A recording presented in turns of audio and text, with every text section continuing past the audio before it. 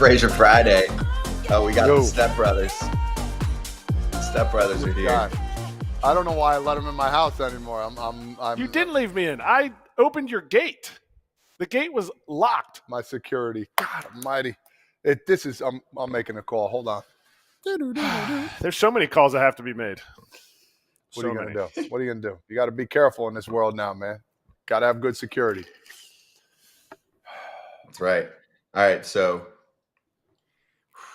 how about this timing? How about this timing? Perfect. Right before this is the Todd, show starts. This is Scott's gift. This is Scott's gift. It's a gift and a curse, and I blame Erik on this, but it's a good timing. Scott loves it. I love it so much. I'm also really surprised about this one, so let's hit the button. He's charging the mound. We're charging, baby. Devin Williams is now a member of the New York Yankees. Nestor Cortez is now a member of the Milwaukee Brewers.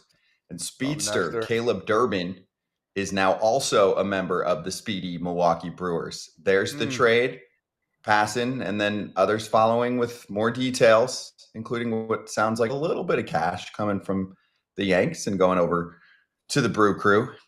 Devin and Nestor are going to make about the same amount of money for their last season before free agency, both in the $7 to $8 million range, depending on if they settle or decide to battle it out in arbitration court. Woo-wee. Todd Father. The New York Yankees did not land Juan Soto. 5 seconds later, they got Max Fried. 10 seconds after that, they got themselves Devin Williams, and they're playing that run prevention game, baby. Trying to build up the pitching. Obviously, we'll see what they do on the defensive side of things as well. Of course, you got to replace the bat eventually for Soto, but what do you think about the quick strikes here by Cashman and crew? I think it's great. I do. I love Nestor Cortez. I do. I think he's a good pitcher. I think they do needed some bullpen pieces, and I think this is people are like, oh, this is a start. This is a big start. This is a big start for the Yanks. Probably, if Kratz, you would agree with me, the best changeup in baseball, I would say. Possibly ever. Possibly. Don't tell Trevor Hoffman. But no, but ever. He has one of the filthiest changeups. He's a guy that comes in and usually dominates the game, whatever inning he comes in to finish. You think about their starting rotation. Let's go. Can we go over this real quick? Their starting rotation now for the Yankees. Go ahead. We got. Help me out here. Nestor. We got. Well, no, for Yankees. So we got Cole. We got Fried. We go second. Rodon. Heel. Some connection of Clark Schmidt. Okay, so I would say one more starter would be nice. I think they're good now. I think they're good, but I want them to be great. With Devin Williams coming in at the back end too, I'm not mad at this trade at all. I'm not mad at all. Caleb is a good player too, yet to be seen, yet to be played. I think that's a good fit for him in Milwaukee. Kind of get out of New York a little bit. There's some guys that need to, that belong in New York, and some guys that need to get away. And I really think he needs, to find his way with the Brewers. I don't see this as a bad trade. I think the Yankees got one of the best relievers in baseball, and this is still a start. They still need to keep going. I'll double down on it. Okay. He is the best reliever in baseball. Ooh. He's the best closer. I don't care what happened in his last outing of the year. Love that. When Pistol Pete hit a dinger off him. But the Yankees have Stroman. So you're talking about 6 solid starting pitchers. To me, they need some more offense. But this move is huge. You couldn't get anybody better if you're trying to get the best closer. The Yankees went out and did it. They got the best left-hander available in the free agent market. Not available. I think Crochet could possibly be better than Fried. Cashman is doing it. The only issue that I see here, it's another 1-year rental. Nothing wrong with 1 year. It's just how do you lock up and make your bullpen good year in and year out as the Yankees? You do what they've been doing. All 1-year stuff. They took a flyer on Luke Weaver. Look what that's done. They still have Al Leiter Jr. Mark Leiter Jr. I'm sorry. Mark Leiter I like Jr. that. Not Al Leiter Jr. Uncle Al would like that. Now, perfect. Now this is look, Jake Cousins, Tim Hill. They were on the White Sox last year. Nasty doing sliders, Jack. Cousins. Jack, and then they helped take them to I thought Cousins should have shown up as the closer when they were having issues. But Like there's a mechanism that they're doing in the bullpen there, and then they add this guy to it. They add Devin Williams to it. Huge. It's absolutely huge. And he's cheap. He's very $8 cheap. million. That's not $8 bad to $9 at all. million in arbitration. Give that man his money and extend him. I was just going to say that. Extend him now. I did talk about starting pitching, but it's their turn to go to the bats now. They need to get some sticks. I know this is all new. This is all just coming to everybody. This is great. We live in a place, as you know, Erik. We live in an area in the United States. It's a what have you done for me lately area. And guess what? They just got him. 10 minutes later, what else? What have you done for me lately? It's time to go out there and find another bat to help out Judge, to help out Stanton and all these other guys, maybe a bat or two. Good pickup for the Yankees. And I believe there's still more to come. Brian Hoke, who covers the team for MLB and has been on the show plenty, said hearing more buzz connecting the Yankees to Alex Bregman. The interest is real. If you looked at roster projections, Durbin was a guy that they thought they could plug in to second base. He can play third base too, depending on how they were going to play things out with Jazz. I'm still very firm on positioning being a problem for the Yankees. I want Judge in a corner. I think we're going to get that now coming up this year. I want Jazz Chisholm at second base, not third base.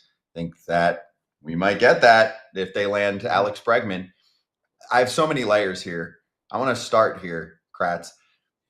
Were you surprised about the return? It's not a bad return. I just felt like the Brewers were going to go for some high-end pitching prospect, and maybe they didn't end up getting that. They chose the big league route. So you get Nestor to plug into the rotation, and with the price of starting pitching, the Brewers can't ball like that in free agency. And their rotation was a problem this past season. You're like, I'm into a lot of things with the Brewers. It's one of the best bullpens. It's a brand of baseball that could work in the postseason. It, of course, worked in the regular season. They dominated the NL Central division. But for me, Durbin is actually much more of a Brewer than a Yankee. He's got some of the weakest exit velocity numbers. That is not what the Yankees front office is into. So they were touting like they liked him, but that's not a Yankee. That's not what the stat nerds behind the scenes are into on the Yankees side. And there's plenty of stat nerds on the Brewer side in their front office, but they like the brand that is Bryce Terang, Joey Ortiz, Caleb Durbin, who's 5'6", steals a ton of bags, can play everywhere. He's a dirtbag. Look up the term. He is a dirtbag. It's a endearing term. Long Beach, but he's not like let's make sure we're not putting him in the category of like a Nick Madrigal. Not to throw shade to Nick Madrigal catching strays here, but that dude had no thump. This guy went out to the fall league, had 5 dingers. He had 13 dingers this year in AAA. I think it was in AAA. Maybe it was all of those levels. I get it. I get that I have the stats right here. There's a whole season he had 13 dingers. Concerning part, he had 1 homer against lefties, and he's a right-handed hitter. But he does have pop. The biggest thing for me, and this is why he will fit into the Brewers started cutting down strikeouts.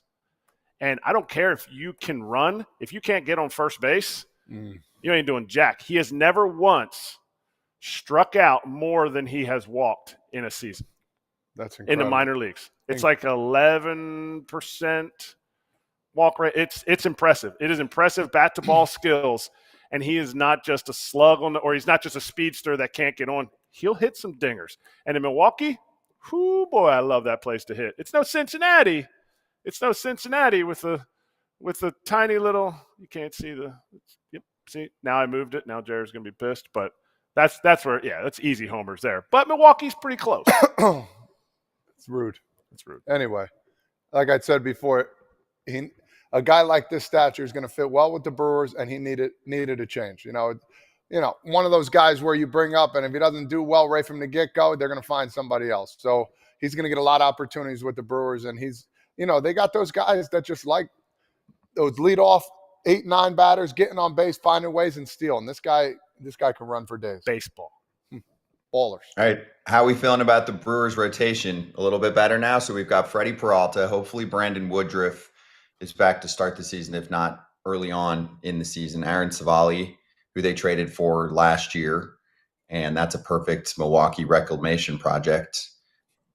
Even though he's obviously been around some really good pitching programs with Tampa Bay and Cleveland, he's a tweaker. He keeps tweaking what he's doing, trying to find the right mix. Tobias Myers, who was money last year, and then Nestor can slot in. And hey, let's not forget, Nestor Cortez did get bounced late in the season, briefly, into the bullpen. Then he got hurt soon after that.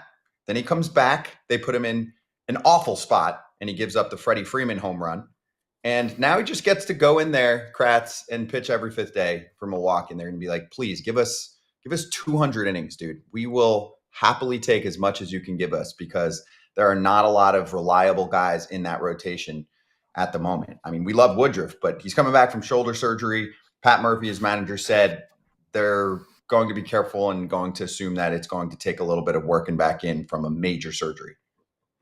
I mean, if we would put the list up, we can't. The list of starting pitchers, Freddie Peralta's your long guy. Freddie Peralta's going to give you 7 innings. If Nestor can be a 6-inning guy, that's an upgrade. Other than that, there's a lot of usage of 4- and 5-inning starters. Can Tobias Myers take the next step? Yes. To me, the biggest thing, like you said about Nestor, is giving him the leash. Nestor can go 7. Nestor's gone 8. This is a recent all-star. He wasn't an all-star this past year. He's a recent all-star that, to me, he made 30 starts last year. Should have been 31 because of that piggyback day. Technically, he was ready to start that day, so he's available. He is ready to go. He also knows that every opportunity is an opportunity for later in his career, because when I played with him, this dude was bounced around, pushed back and forth, thought he was going to go to Japan, and then he made the big leagues again for like his 3rd or 4th time, and he made the all-star team. So he knows free agency is coming. This man's hungry. In my opinion, Nestor Cortez is hungry, and he is going to be a huge piece. I still think they need another innings eater, because Big Woo, Brandon Woodruff, is not going to give you a ton of innings, or he shouldn't give you a ton of innings coming off the shoulder surgery. Especially early. Yeah, for sure. 100%. Do you guys think some teams knew something or just weren't comfortable with the Devin Williams medicals? He missed half of last year, had the spinal issue, and the Yankees were like, hey, this is worth it for the risk. I just thought he was going to command a really high-level prospect. Yeah, I did. But Durbin's good, high floor, low ceiling. I thought they were going to try and get someone that they can point to for a long time. Look at the difference between the Devin Williams trade and the Josh Hader trade. I'm aware there's one more year of control that was in there for Hader, but they end up flipping him and turning that into William Contreras, who's a all-star catcher. They got themselves Piamps in the bullpen back then, and I think there was one other guy. That was later on, okay? There was the Oakland Estuary Ruiz, then eventually they trade him. But they got themselves into that deal, right?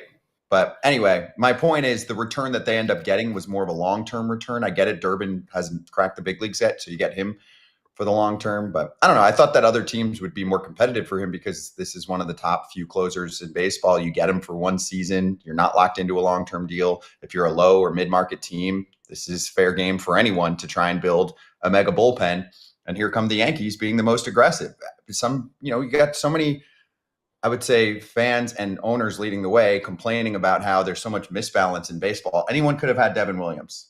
This is not the Juan Soto contract conversation. So if Devin Williams is shining in the Yankees bullpen this year, you're not going to be like, oh, it's so unfair. Look what the Yankees did. The Yankees have a mid-level prospect tier. They just figured out a way to give themselves some starting pitching depth and trade a guy who's, I don't know where he is in Baseball America's rankings, but not high. Although he came off a huge fall league. He did awesome out there, and that can raise some eyebrows. He's a guy that will plug into a team that still wants to win. And exactly what you said, you might have glossed over it and people didn't hear it. Starting pitching depth. They were willing to trade from your starting pitching depth. The Brewers might not want somebody to sit in AA, AAA that has a chance to make it up to the big leagues. They want to compete this year. They still have Christian Yelich on a $200+ million contract. They have Jackson Chourio, going to shine in his sophomore year. They have a good team. So maybe other teams were willing to give the Brewers, 2 or 3 AA prospects to me, this year. This is almost like the Corbin Burns, like DL Hall, Joey Ortiz, definitely higher prospects, but guys that they're going to be able to plug in almost immediately. And also keep in mind the Brewers lost Willie Adames, Todd Father. So now they're reshuffling the infield. And also, it's not the worst problem if they've got one extra dude. And like you said, you got to figure out who shines here because Durbin hasn't played in the big leagues yet. Joey Ortiz was first year last year. It sounds like he could be the shortstop. And then Murph said it. Murph said Terang stays at second because he's like the best defensive second baseman in baseball. He won the Gold Glove. And then Durbin can mix and match. People get hurt. Guys get days off. Platoons exist. And Durbin can play in the outfield too. Yeah, and just to wrap it up, like you said, these guys can play different positions, and that's going to help trying to figure out where they go next. If they feel like one guy needs to play this certain spot, I'm sure these young cats aren't afraid, hey, listen, put me there. I just want to play. I'm hungry, like Kratzy said. I want to have a winning ball club. I'll play wherever we need to go. Oh, can't hear you, Scott. Hit that mute, John. It always happens. Maybe it's okay. It's okay if it happens. If we can't I'm hear here. him, then we'll just. There we he can is. hear him now. I I'm was hoping checking I out- could take it to break. Yeah, I was one waiting. time. I'm checking out the depth chart right now. Let's say Durbin, you guys got me, right? I got you. Yep. Let's say Durbin's ready to go. I mean, could you see a world where Durbin and Ortiz handle the left side? Yes. I wouldn't have said Yeah. that. I would have said based on moving. I know we got to get to a break, but based on Okay. seeing Terang move, I thought he was going to be pushed to short. That's why I asked Murph that question, and he was like, I don't know. I like it. Maybe there's something I don't see in Ortiz.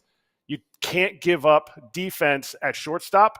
But remember, Willie Adames wasn't real great at short last year. Mm-hmm. So there's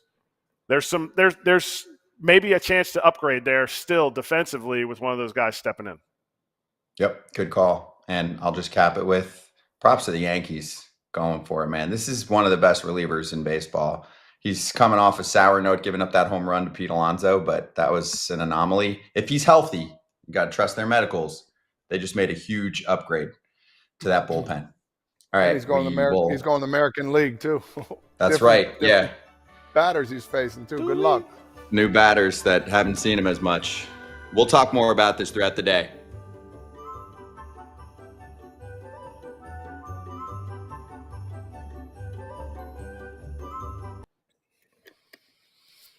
All right, here we are. We can take some questions too. I also want to just promote everything we're doing at FT because we don't do it enough. And AJ's not here, so I've got to carry the freight for him and say, subscribe to the YouTube channel, like the Hit the button. video.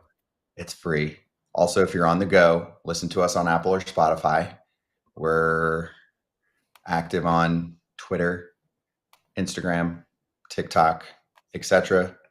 And also, I'm going to obviously do what we always do every day and take Q&A action. Roman said, where's Tanner Scott going to end up now? I think the Yankees could still go after him and just invest a good chunk of cash in a dominant bullpen and try and do what the Padres did. I want to make sure we remember, guys, that the Padres were one win away from taking the Dodgers out, and they could have been the World Series champs. And what did they do so well? They built a super bullpen with stars. Cleveland had that, but San Diego did it differently. They had more established veterans. Cleveland had the guys that were homegrown. But don't you see a theme here? I mean, you're looking at what they're bringing out from the outfield, and you're like, damn, for Cleveland. I mean, the Yankees didn't have that. The Dodgers had that with a mix of what they do. So is building a super bullpen important? And Tanner Scott he's probably going to get what, 12 a year for maybe 3 years, 36, something like that. Is that important to the Yanks to get a lefty like that? And most pitchers don't go 7 innings anymore either. So these cats that are coming out of the bullpen need to be ready. And if you have a plethora of them and you have guys that have been established and are really good, that bodes well for that team. Yep. I think Tanner Scott's getting more like 4 years. He could get I'd have to look. I don't have my paper where I put my predictions, but I don't think the Yankees. To me, I think the Yankees hit on it, and this might get the Phillies in the mix. The Phillies have been looking. I thought they were going to get Helsley.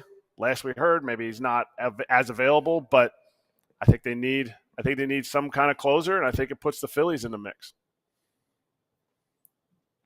All right, more questions and answers throughout the next few breaks. I'm looking. I know there's a ton about Yankees aftermath here with the trade, a little bit about the Brewers and what Nestor could look like in Milwaukee as he flips over. He's never been in the National League, has he? No. Orioles, Yankees, Mariners.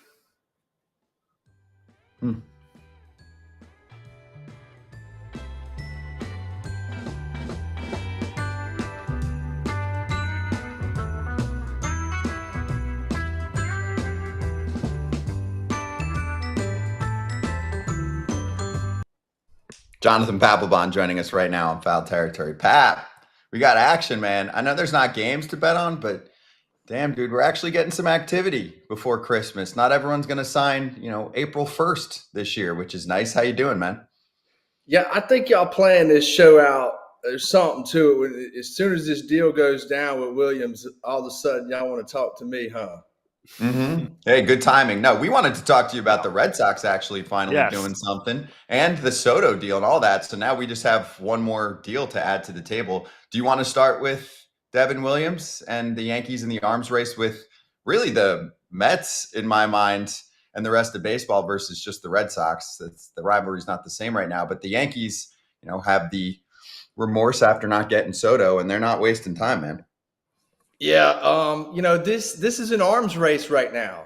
And to me, man, the Yankees just won a big one.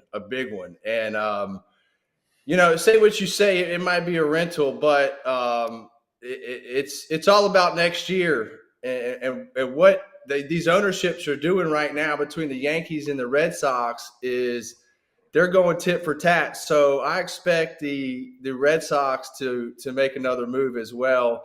And it has to be for what my buddy Lou Merlone calls a pig. I call them caballos. We need a horse, and it's gonna have to be in the pitching department this year. In my opinion, your top tier pitchers are at a premium, so you got to go get them when you can get them. All right. Oh, I mean, we'll get to your socks and their gator arms that they got in their can't reach their wallet, but the Devin Williams thing. Do you sit there and say he's the best reliever in baseball? Or is Emmanuel Clase going to keep him from winning now the Mariano Rivera Award because he was winning the Trevor Hoffman Award every year he was healthy? Yeah, Kratz, to me, I need just a tad bit more, a little bit more for me to say he's the best in baseball. You look at, to me, it's Clase. Just because he was what he was able to do throughout the course of the season. It's these back issues that Williams, he's got a back issue. So to me, that's a little bit worrisome. I think for me, I didn't have start back issues till I was 34, 35 years old. So I think he's 30. So it's a little bit scary. But hey, he's on a 1-year deal essentially. So the Yankees are going to gamble there, and to me, it was a big gamble. I know the Red Sox got Chapman, and I do know for a fact that deal, there was a lot of back end and a lot of research and a lot that went behind that deal, and they feel very confident in him. And because of what I know, I think he will succeed. I think he will be a good closer for us this year. He's still got top strikeout capability in the zone when he's throwing in the zone. And as you know, as a closer, if you don't throw in the zone, you blow games. So I think they both have a top-end closer, and they both needed one. And now you look at Luke Weaver even setting up for Williams. So that's a nasty 1-2 punch right there. So the Red Sox has got to go respond to with more arms. Exactly, and I agree totally what you said with Chapman. And from what he did last year, I thought he had an incredible year with the Pirates, a team that was struggling. He showed he could still do it, and I think he deserves to have another chance. And that was a good pickup by the Red Sox. Another good pickup was Crochet. I think that was a phenomenal pickup. I talked about it last week, and I explained to all the Red Sox fans they got to give up 4 of their prospects to get him. And they're like, oh, no way. They were beating me up over it. Now, I want to talk about these prospects. I want you to explain to me some of these guys that they got rid of and, what you thought about the trade. Okay, so here, let me tell you something here, Todd. The Red Sox do have so look, Bloom built up the Red Sox system. They eventually let him go. So there are more players. You're just hearing about, your Kyle Teals and your Braden Montgomerys, these first-round draft picks. But there's a lot of more young kids in here. And I also look at a kid that just came up and Cedar Rafael. Todd, I'm telling you, you know how when you mature in this game and as a hitter, if this kid could put on like 10 or 15 more pounds, he could possibly win an MVP. I ain't no BS. This kid can play. I've seen him play a lot. But to me, when you're making these big trades, okay, and you're going to say, hey, John, how much money are we willing to spend this year? And Breslow gets that amount of money. Well, Breslow's now said, okay, let me save a little bit of that money and let me go do a deal with Crochet. So I think the way he did the deal is what is going to propel them to be able to spend more money. Hopefully a Bregman, somebody like that. If the Red Sox can pull that, a Bregman or a Burns, or even like an Arenado, I mean somebody like that, I think a right-handed bat for them will do miracles in that lineup. So you think Breslow's out here saving money? You don't think the tight purse strings of your boss? I don't think he's saving money because you think he's saving it for somewhere else. Yes, it's like I would say he's not saving money. I would say more like he's couponing. Is that a good analogy for you? Yeah, that's great. That's great couponing, but that's not Breslow. Breslow's not trying to coupon. Breslow's job is to what? Make the best team possible in the big leagues. That's why they extended Joey Cora. We think we still have a window. Cora's like, I want to be there. And you sit there and you go, you have to get some. You're talking about getting arms. The only arms they need are for John Henry's to extend and get to his wallet and give this team somebody to couple with Devers. No question. Like I agree with you on that, Kratz. But let me tell you something. You're going back to the Alex Cora, extending him, and I'm gonna get a little into that. But look, Alex Cora is like the Bill Belichick of the NFL. I mean, he's one of the best minds, best coaches you can. You give him a good player, and he can be great, right? Just like I said, Cedar Rafael, he's a good player, but Alex Cora can make him even great, and that's what he does to players. So you can't make a very below average Major League Baseball player. You can't make him good. You can't make him. You need at least good players. So Breslow has to go out and get those players, and you have to have your pigs or your studs, in order to be able to compete with what the Yankees are doing. I mean, that's who you compete against day in and day out. So if you can't compete with them, who are you competing with? And now you got the Orioles in the mix, who are going to be even better this year too. Well, the Orioles ain't going to spend no money, so the Red Sox look like Papelbon to Kratz as far as spending money. So compared to the Orioles. But I said Joey Cora. I meant Alex. Sorry, I always do that. I never mix up Jonathan Papelbon. But you said in your tweet, you need to get rid of Yoshida, trade for Arenado. Are you okay? The middle part of that, I'm not going to talk about Yoshida. The middle part of that, do you trade? Are you okay? Because you know what clubhouse mentality, clubhouse presence means. Moving Devers off the position, because nobody's going to say Arenado's playing first base. Stop. The dude's a six-time platinum glove. Are you okay moving Devers and what that could mean to his psyche, ego? I think he's okay with it because I'm pretty sure Alex Cora has already had this conversation with Devers. I don't think they'd be talking about it if they didn't, or there wouldn't be rumors about it if they didn't. Look, I know Devers well. Devers, when he first came up in the big leagues, he got a taste of winning in a championship. And he knows what the city of Boston and what they can put together and run a few more. He knows that their possibility of running a couple more off are there. So he's going to do whatever it takes. And Alex Cora is not going to put Devers in a position that he doesn't think he can succeed at. So if they've talked about it, which I do think they have, because I've actually seen him catch some balls at first last year, just messing around, But that's how Alex Cora is. He's thinking like he's years ahead of us. So they're going to have that conversation, Kratz. That's how that Alex Cora would not just come to him and say, "Oh yeah, you're moving." So no, they're going to have that conversation before a trade like that's made.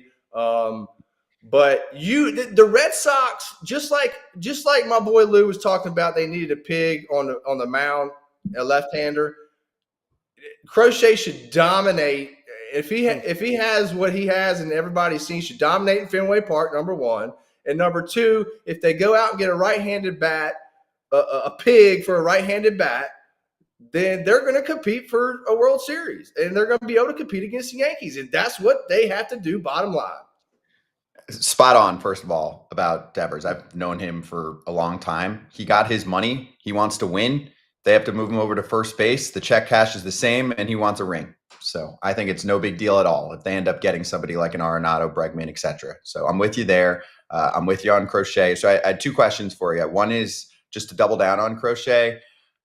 There are a bunch of idiots on social media. There's bad eggs, but I saw way too many, like hundreds of comments, right? On socials, on the Athletic comment articles saying Crochet could be a 1 or a 2 for the Red Sox. And so many fans like, he only did it for a year. They shouldn't give up much for him. How wrong are they to double down on what Crochet can be as a lefty in that rotation? All right, so I'm going to tell you this. I saw a very similar picture in the guy named John Lester and what I see in Crochet. Little across the body type guy, big time. Well, now it's called, I call it a slider, big time slider or sweeper, whatever the hell you want to call it now, and can command both sides of the plate. If you can throw the ball down and away with the command that he has in Fenway Park and then come in with the big sweeper, I saw John Lester do it for years and years and years, won about 14, 15 games year in and year out, and just absolutely puts a team on his back. So to me, he can do that. Now, can he do it at Fenway? Can he do it in New York? I know I was listening earlier, Todd, talking about, is this guy, can he play in New York? Now, this is the same thing. He's going to have, his bar percentage better be big or else he's going to be a bust. And so, but I like it. I think, time will tell on that.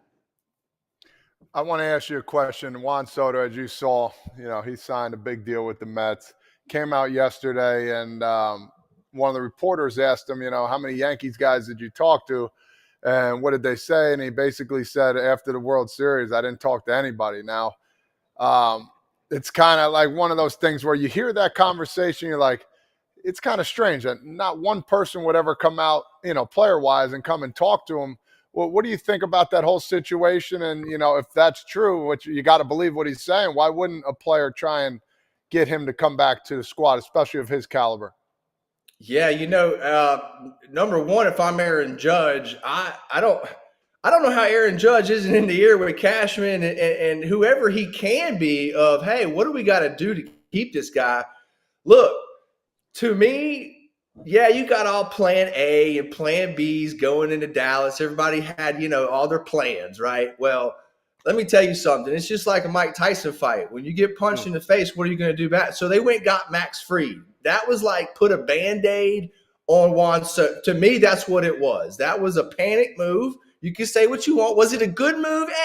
To me, it was an okay move. It was more of a move to put a Band-Aid on, oh, damn, we just lost Soto, and we shouldn't have let that happen.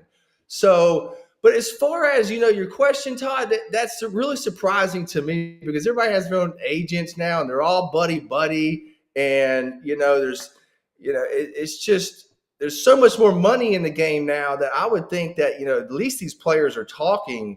They do it in the NBA, man. You have to recruit, man. When we were playing, how many phone calls did you get about a guy or a coach? Hey, what's this guy like? What's this guy like? Is this true about this guy? Is he, could he fit in here? So I'm super surprised that didn't happen, Todd. You think it didn't? You think he didn't fit? You think there's a chance he didn't fit? New York is – Todd could tell you this better maybe, but, in New York, usually there's only one straw that stirs the drink. You know what I'm talking about? And for there to be two straws, You can ask Derek Jeter and Alex Rodriguez. You can ask Aaron Judge and Juan. So I don't know. I've never been a part of, hey, is this type of working? I mean, I played with Manny Ramirez, who was teammates. We had to figure it out with him. So I don't know. It's puzzling. Pat, you don't drink nothing out of a straw. I know that. You drink it straight out of the glass. You don't know nothing about straws. Hey, I drink my whiskey neat, baby. Cheers. Happy Friday. Always great having you. Really good insight, Pat. We'll get you again soon, okay? Okay, guys. We'll see y'all soon. Have a good weekend. You too. Have a great weekend. That's Jonathan Papelbon. We'll be right back on FT.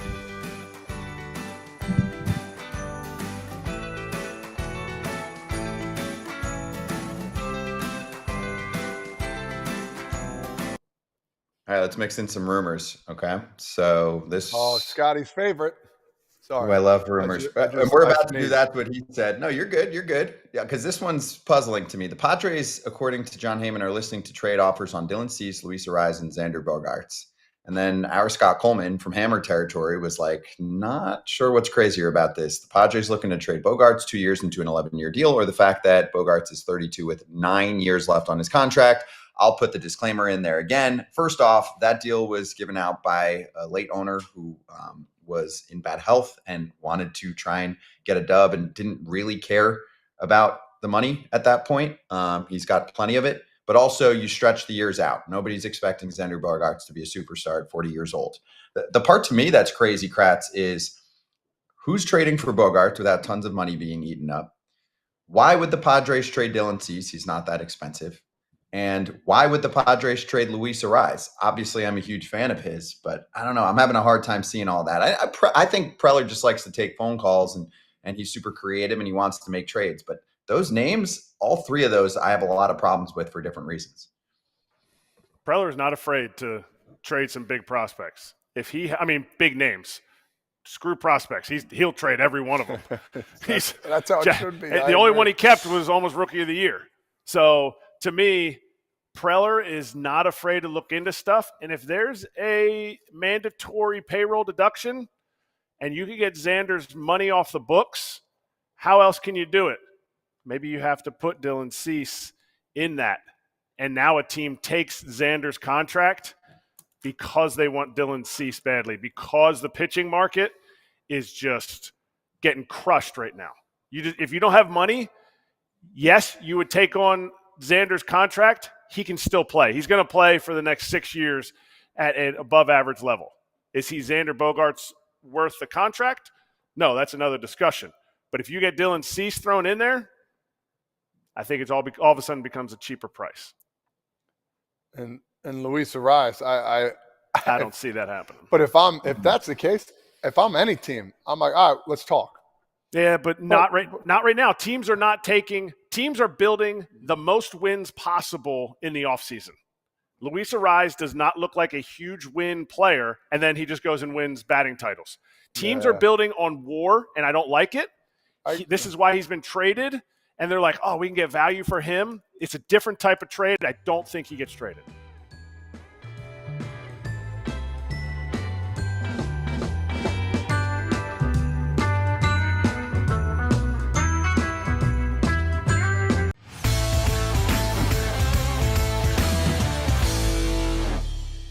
Foul territory, baseball the way it should be covered. The inside scoop right after the big trade with FT Senior Insider Ken Rosenthal. Ken, this one's fascinating. Devin Williams goes to the Yankees. They get a big leaguer and really two big leaguers back as Durbin seems like he's ready. What do you think about it?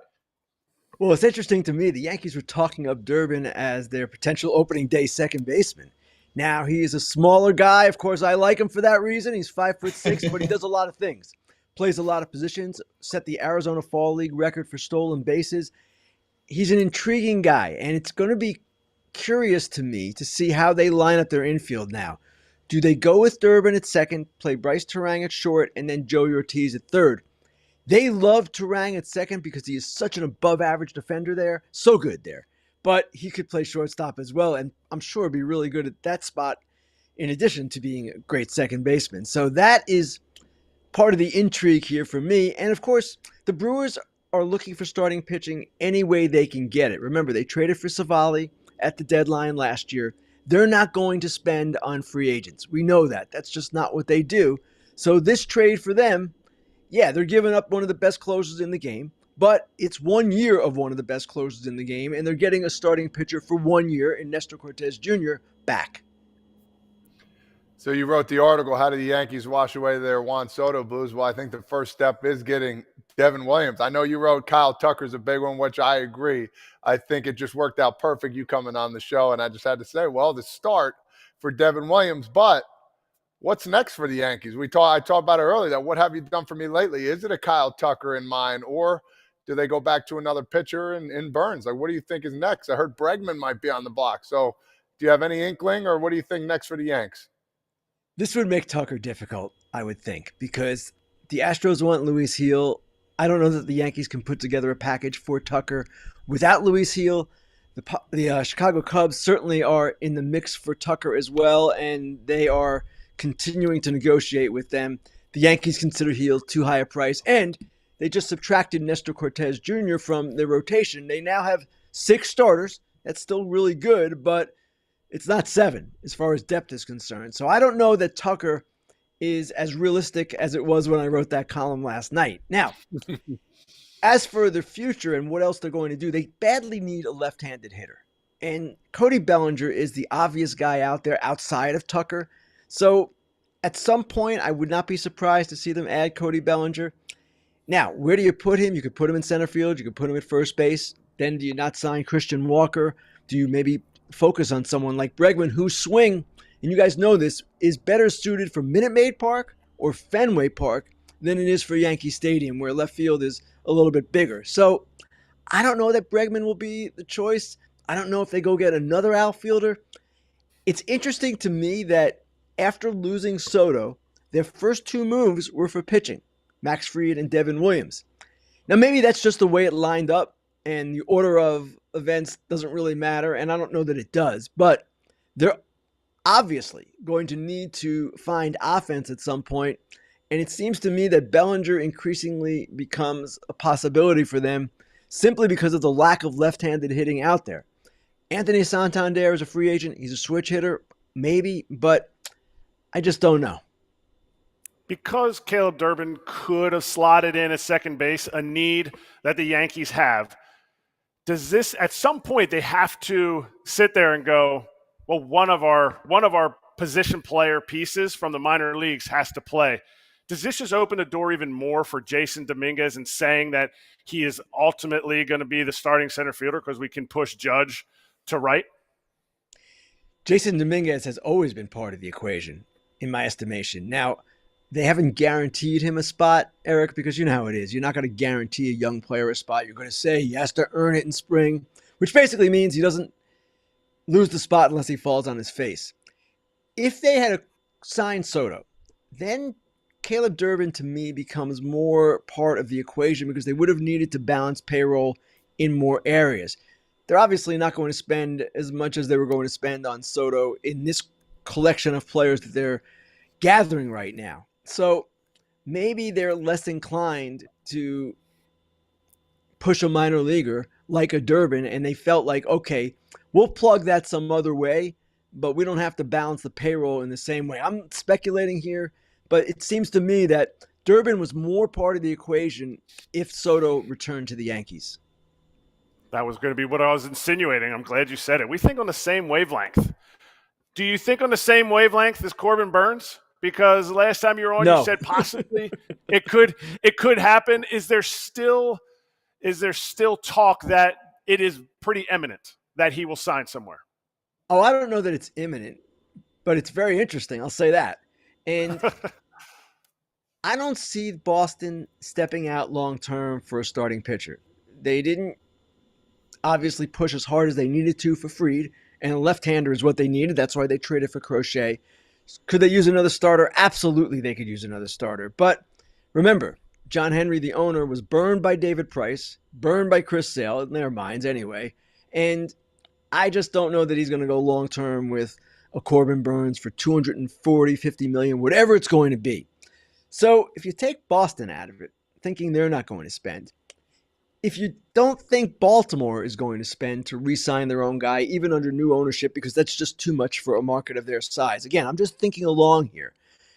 Well, then where does he go? Toronto? I don't know that Corbin Burns wants to go to Toronto. I don't know. So it seems to me that San Francisco is the logical landing spot. He is a guy who has a home in Arizona. He went to St. Mary's in the Bay Area. He's from Bakersfield, California. People in the industry believe he wants to go out west. Well, if he wants to do that, really the Giants are the only team that's going to spend for him unless the Angels do something crazy. So I see this ultimately leading to San Francisco. How long it takes, I don't know. If we're sticking with New York right now, I mean, it just seems like they're doing most of the trades and pickups here. How about a guy like Pete Alonso? Have you heard anything lately about him, where his next stop might be, or has there anything been heating up with him? Because, he's a big guy too that can help out a lot of lineups. Todd, it's interesting. The Mets again yesterday said, we want Pete Alonso back. They're going to say that until he is gone. And I'm not saying he will be gone, but there's nothing else they can say. They're not going to say, nah, we're not in on Pete Alonso. First of all, it would be a violation of the collective bargaining agreement. You can't say you're out on a free agent. And second of all, he is their guy. And he's a guy who's been good for the organization. They know that. And the question now is, can the Mets and Alonso reach a financial agreement that both sides find suitable? I'm not sure they can. I'm not sure that the Mets value Pete Alonso the same way Pete Alonso and Scott Boras value Pete Alonso. So then you ask, where does he go? I don't see it being the Yankees, because the Yankees are trying to get better defensively. And Alonso, while he works very hard on his defense, is at best an average defender. I'm not sure where the end game is here, and many feel that it's going to be the Mets ultimately on a deal that maybe is less than Alonso is anticipating. It's really hard to say. There are other teams, Todd, you're right, that could use him. I just don't know if that they're going to spend for him. What were your initial reactions when you heard Juan Soto say that he did not talk to any of his Yankee teammates? And if you were at that press conference, what would have been a follow-up question to that?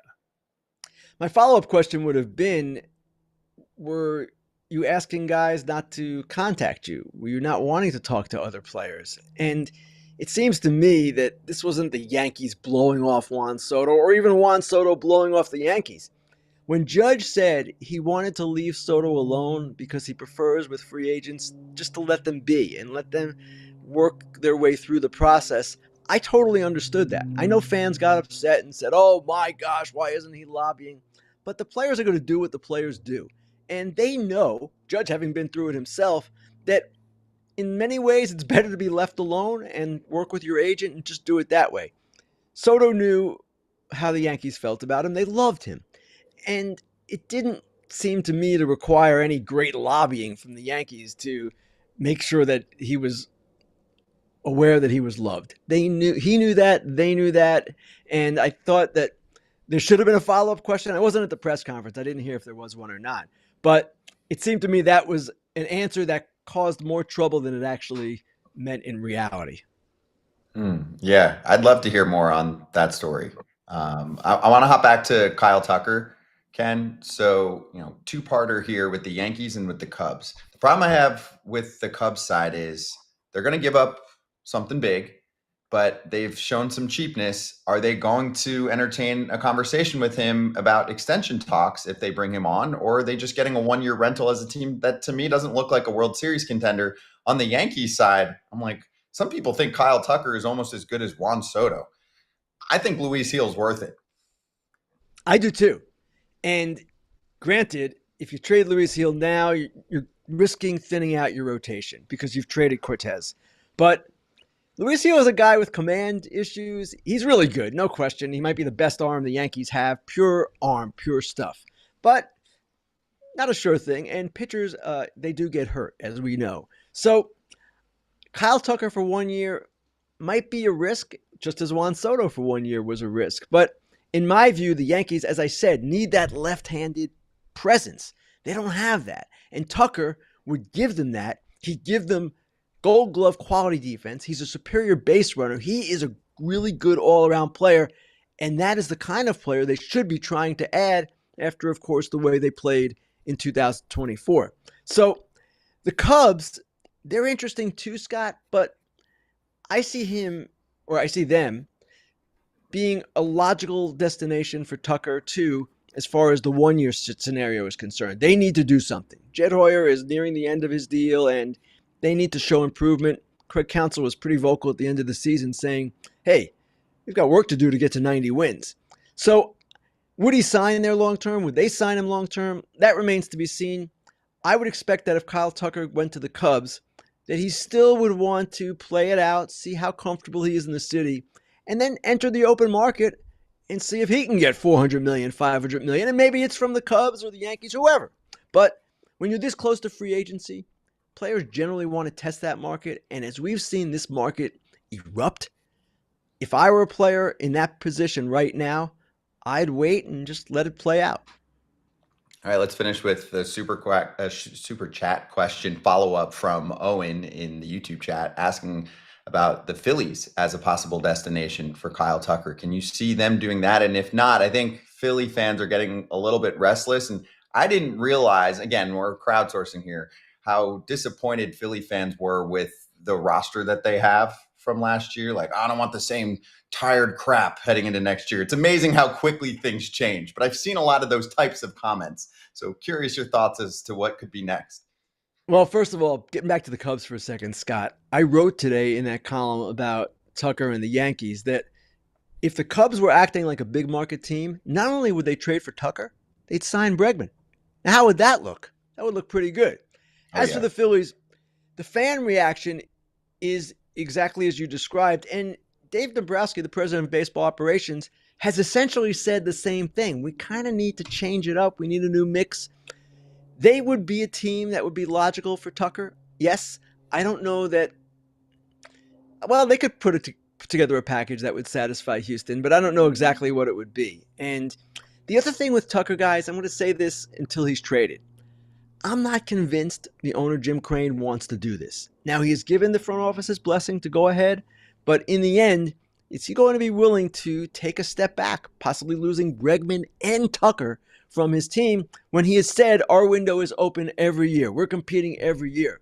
So, obviously, there are good reasons to trade Tucker. You don't want another guy walking out the door and getting nothing in return for him. It happened with Springer, Correa, Cole. It might happen now with Bregman. Now, understandably, in each of those cases, they've been so competitive, and you wanted to keep those guys until the end, but they're in a different place now. So that's my question to start this whole thing. Will Jim Crane say yes? And then if you're the Phillies, sure, you would definitely want in on this. I just don't know necessarily how they would make it work. If they go that route, if Jim Crane does agree to it and Tucker gets traded, are there other pieces? Because we heard rumblings about possibly Presley going, Ryan Presley getting dealt. I think he's owed $14 million. Would there be other pieces? Framber's a free agent to really kind of break it down to take a step back for this year to go for next year. They could do that, Erik. Presley's been out there. So that's a guy that they're willing to trade, right. No question about it. Framber, like you said, is in the same position as Tucker, free agent after this season. And if you could do really well for Tucker and for Framber, and for Presley for that matter, that's not such a bad thing. You're still going forward with Altuve and Alvarez and some of your other pitching, and you're in a division that there really doesn't necessarily have to be a dominant team or isn't a dominant team. Texas is good. They're going to be good again. But if I were the Astros, I'd at least be exploring every avenue along these lines. Now, maybe it doesn't line up the way you want, and maybe you feel, you know what, we're not getting offered enough in return to justify that step back that you're talking about. But at the same time, forward-thinking teams kind of get ahead of it. And my complaint with the Blue Jays for, months now, has been that they didn't get ahead of it, right? They have Vladimir Guerrero Jr., they have Bo Bichette entering their walk years, they have a weak farm system, and they did nothing. They're trying to win this year, which I commend, but then what happens when those guys leave? The Astros are kind of in the similar spot because their farm system is weak, and you know what? Maybe it's the time to do this. We'll see. Yeah, I like that because if you're Houston, they lost some picks from the sign stealing scandal. Also, they're always good So that puts you in a tougher spot to try and get high draft picks. It's not going to happen when you're that good. So yeah, very interesting. And the other thing, Scott, let me make one more point. Mhm. I'm talking about prospects, right, coming back and strengthening the farm system, but that's not the way the Astros are necessarily leaning. If you're asking for Luis Gil, if you're talking about Isaac Paredes with the Cubs, you're potentially just forming a different kind of team that would be very competitive in 2025 and maybe getting some young talent as well. So maybe they can have it both ways, which would probably be ideal. Yeah, Paredes as the replacement for Bregman is underrated. I know he wasn't great when he went over to Chicago, but he is the premier. All he does is pull balls, and there's something called the Crawford boxes that would be his best friend. So I'm rooting for that little match to happen just to see, the home run derby he tries to put on in Houston. So Ken, great work this week. Obviously, have a great weekend. Rest up. We'll talk to you next week. Thanks, guys.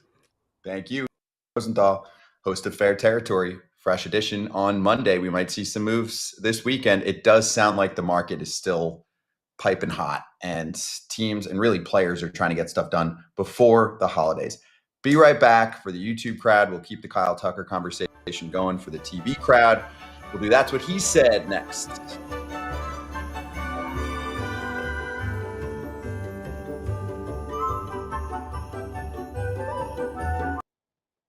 All right, let's continue that convo for 2 minutes.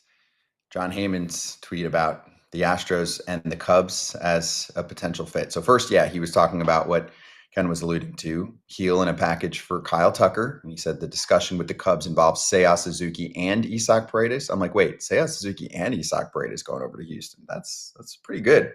I love Seiya Suzuki's bat. I think, like I said, Paredes in Houston would be awesome. They said in addition to Seiya and Paredes, the Astros would like the Cubs to include one of their two most recent number one draft choices, either Cam Smith or Matt Shaw. I don't know as much about Smith. I know a lot about Matt Shaw. I think he's going to be a really good high floor, big league ball player as well. So if you're getting guys like that in a package back, woo-wee, I think Houston could be even better next year. If you get those three players, that is a really adequate replacement. That is a great replacement. Seiya, if you look into Seiya's numbers, he blew away Cody Bellinger. And if Cody Bellinger's out there being available with his 750 OPS last year, I mean, Seiya almost had 100 points higher in his OPS.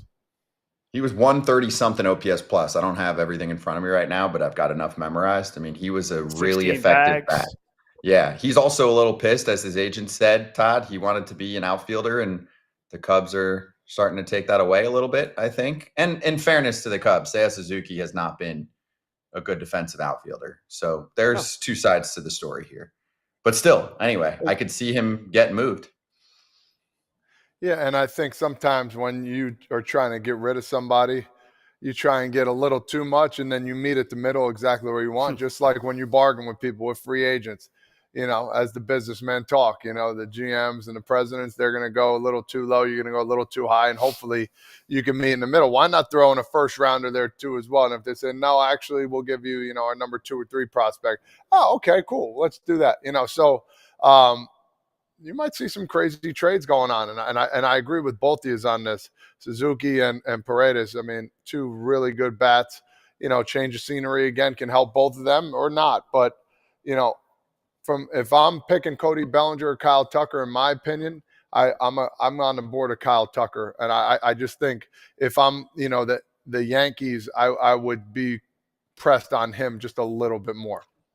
Oh yeah, I don't even think they're in the same stratosphere. As long as Tucker's feeling good coming off of last year, no, they're not in the same stratosphere. Yeah, but different cases. 100%. Also, Belly's expensive.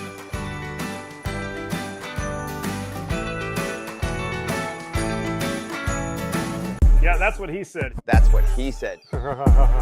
That's what he said. That's what he said. All right, so just so everyone is aware of the origin of this segment, That's What He Said dives into quotes, and then we tell you what is really being said or how you should take these quotes, okay? So let's start with Alex Cora. Todd Father, you can lead off here. So this is the aftermath from Soto and the sweepstakes. By the way, I don't know if we'll have time for this, but Jim Bowden came out with a report today and said the Dodgers pursuing Soto was fake news. So I felt that way the whole time too. That was cute to make it like there's more bidders in there. Like the Dodgers probably telling Boris, like, sure, tell everyone we're in. We're not, but sure, go ahead. Whatever helps you. I don't care. Just help us with something else. Like, thanks for the Snell deal. Do what you got to do. Raise up the prices for our competitors. Wait, sorry. Go back to that for a sec, Cora, on Soto. He said the Yankees are Aaron Judge's team. The Mets are Francisco Lindor's team. We tried to sell it to Juan Soto that the Red Sox would be his team for many years, but we fell short. Would that play for you, Todd Father, or would you say, no, I'm going to go with the most money, and Lindor said it could be my team as long as I come over there? I don't mind what he said there. I think, but the old saying, or not the old saying, the old thing that goes here, why are you worried about New York teams? I think that would be my question. You're always, it's the Red Sox, and all of a sudden, like, hey, listen, New York has this guy, and New York has this guy. Well, you're comparing teams that you dislike, and you're comparing teams that are your rivals. So that would be my only, disagreement with, but he's not wrong. And I think that kind of pitch, sometimes works with some people, sometimes it doesn't. And here, as you see, it didn't work. They did fall short, but I don't disagree with what he's saying. I think that's kind of, the link that they had with that. You could be, our guy for a long time, and it's your team, and him, if I'm Devers, I'm like, hey, what about me a little bit? I mean, that's his Dominican brethren. Yeah. When I would go to a new organization, and people like try to talk smack about other organizations or like say things like, it's not a good. It's like getting fired or leaving a job and then talking smack about where you just were. Like if I'm Juan Soto and I look over and I'm like, wait a minute, Devers, my Dominican homie here, like how? Que wait, paso? Yeah, what's up? Like, how am I the guy? I haven't even been here, and he's been the guy. Like, are you going to talk the same way about me? I don't know.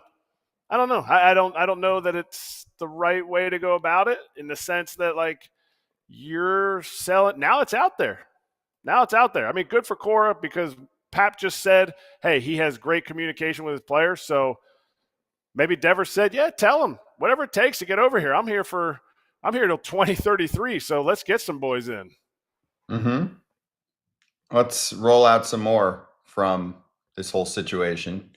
We asked some of our guests about this earlier, but fellow FT fan member Cam Maben had some strong words about the communication lines between the Yankees and Juan Soto. So I'll read the tweet from Cam. He said, we should all turn the page. This says it all. No contact or conversation since the World Series with any of his former teammates. He needed to go. There's no stat for chemistry. He said, plus I've said it before, the whole vibe going on with the Mets this season fits his vibe completely. I think on top of money, Juan's vibe seems to me like he wants to be around, he named like half the team. Citi Field is about to be like, what is he referring to there? Dykeman? Dykeman? I Dykeman? I didn't get that one either. I don't know. Maybe it. Let me Google search that, John. That's the only thing I help me out. But I agree with him. I agree with him that it's a chemistry. You've got to have chemistry wherever you're going, and you see, and like Juan said, he did his homework. The Mets. This is what Juan said basically. He said, "Listen, the future. I'm looking for the future." Well, the future. He's got a lot of guys that he knows on this team too as well. He could bring them together and come and be one. I mean, him and Lindor. I mean, it's going to be. If you're a Mets fan, you got to be excited about those two playing together and, working their way. There's going to be a lot of energy. There's going to be a lot of magic happening there. That OMG, oh my God, yes, that's what happened. So, Dykeman is a long street in Manhattan's Inwood neighborhood that runs from Hudson River to the Harlem River. Maybe it's a large Dominican population. Yeah. I don't know. Oh. I think ultimately, I mean, I am totally spitballing here, not trying to offend anybody if I totally have no idea what Cam meant by that, but let's be honest. Juan Soto went for the money. Why can't we just say that? Like, is that going to make a short show for us? He went for the money. And I think if Cashman went to 770, Cohen proved, he'd go to 775. And then he'd go to 780. So It's the money. I don't think Yankees fans should be upset. I think Mets fans should be super juiced about this. But I also think it's a little alarming that he didn't talk to anybody from the Yankees, especially a player or anything. Like even on Soto's part, even to check in, hey, dog, calling Judge, what's going on, man? Just checking in, man. I'm still interested about coming back. This is awesome. I don't know what I'm doing yet, but it just seemed like the way he came out and said it, there was no interest on his part to go out of his way as well, which he didn't have to. He didn't have to. Aaron didn't have to go out of his way, and some other guys. So it's like it's a little disheartening on both ends. Yeah, maybe a little bit. Like where was the push? Like, all right, well, let me just. If I'm Judge, let me just check in on him just to see where he's at. I don't know. Maybe I'm looking too much into it. I Oh, think wait, it gets better. It gets better. Okay, I swear we're talking about this, and there was just a fresh tweet from our buddy Bobo, USA Today's Bob Nightingale. Maybe he's watching. He goes, the reason there was no communication between Juan Soto and his former Yankees teammates simply is that Soto changed his cell phone number. He was bombarded by outside calls during his free agency and wanted privacy. Soto now is reaching out to former Yankees teammates. Wait. But wait Stop, a second. Yeah. Mm-hmm. Go ahead. You go first, Scott. Yeah, because I want to hear what Scott has to say about this. He's on it. What would you? I get it. We try to talk to certain guys, and they can be tough, and then you find out they changed their number. But also, if you're Aaron Judge and you want to get in touch with Juan Soto, you can get in touch with Juan Soto. If he reached out and Soto didn't reply, or he spoke to Boris and Boris said he doesn't want to talk to you right now, that's one thing. But Aaron Judge can reach out to his rep. His rep can reach out to Boris and say, hey, Aaron hasn't been able to reach Juan. He wants to reach him. Or they can talk to the Yankees about it. Because guess who had Juan Soto's information? The freaking Yankees, the Mets, everybody else. Okay? Soto's and Brandon Nimmo, too. Brandon Nimmo had his number. Nimmo got the new number, Todd Father. Finding Nemo found the freaking number, and Judge can't find it. Yeah, I usually when you get a new number too, you give a text out to your cronies and be like, hey man, just so you know, I got a new number kind of deal. But I don't know, maybe that's the old way of doing things. Nimmo's a Boris client. I don't know if people knew that as well. So that's an easy way. Garrett Cole's a Boris client. Yeah. So we don't know. Maybe there's more stuff that comes out of it. Maybe we're looking too much into it. The deal's done. So no matter what, it's over with. But, if I'm a teammate, I'd be like, hey, dog, just checking in, seeing how you're doing.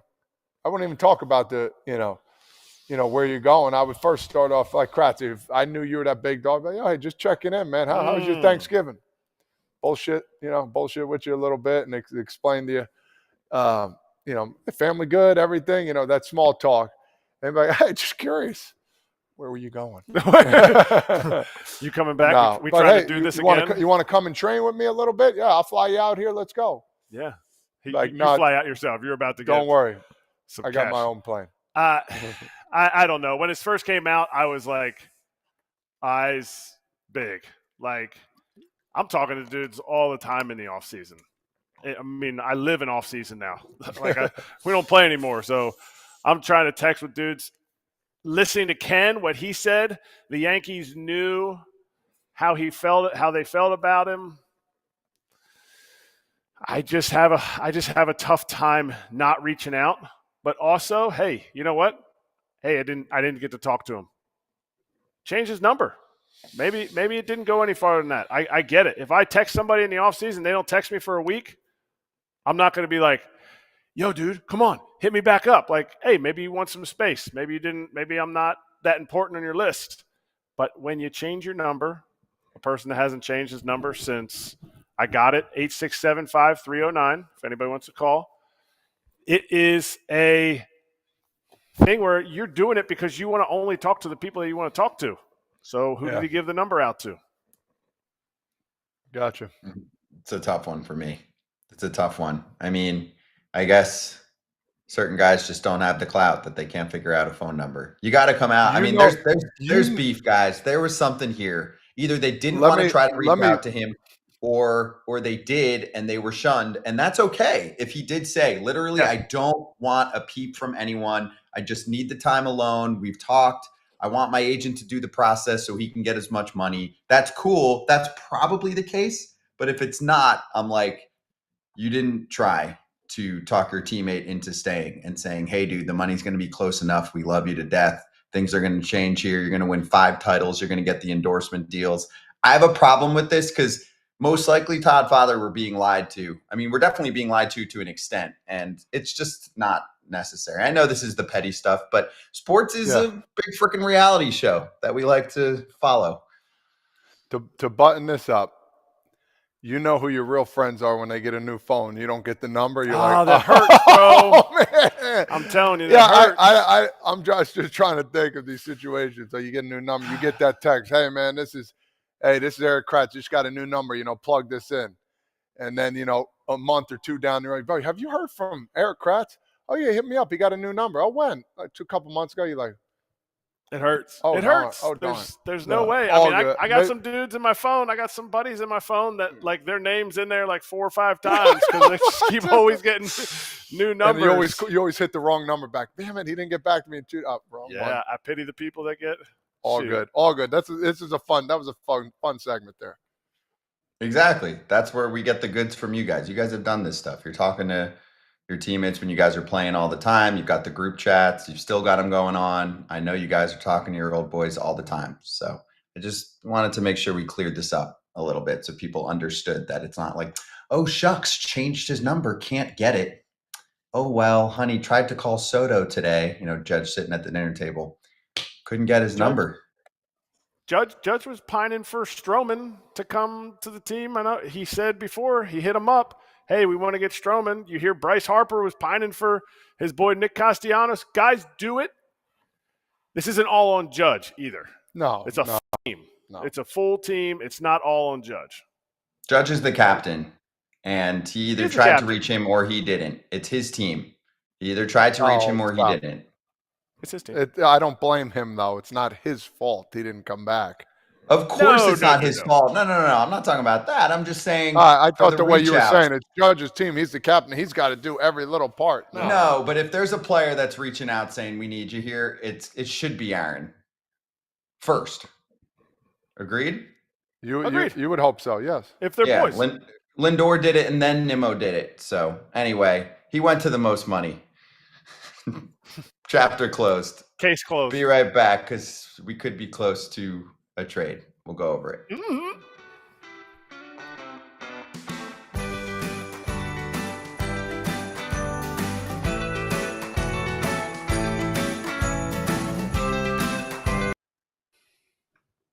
Hey, we're here. We're going to go over the Cubs-Astros news that's in the works, but give us 2 minutes. And in the meantime, we'll go through some questions. So Casey said Soto was there for a year. Sounds like he didn't mesh with the San Diego locker room either. That's a good point. Maybe. Or maybe the people didn't mesh with him. Yeah, all rumors. Maybe it's not always like just because somebody gets traded or maybe there's like, some dysfunction. It's not always the same person. Like superstars are different than Todd, who's different from me. Like everybody handles situations differently. Doesn't mean Soto's a bad guy. I've never heard anybody say, oh yeah, he was the problem. Has there been problems on the teams that he's been on? Yes. There's been problems on teams I was on. Yeah. I hope nobody thinks I'm a turd, even though I switched teams 14 different organizations. Going back to yes. I just raised my hand because he's. Would you like to nominate him for a turd? Okay. Turd.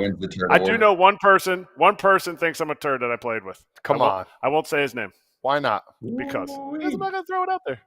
Yeah, no. Most people probably don't really know it. Yeah, okay. Probably don't know.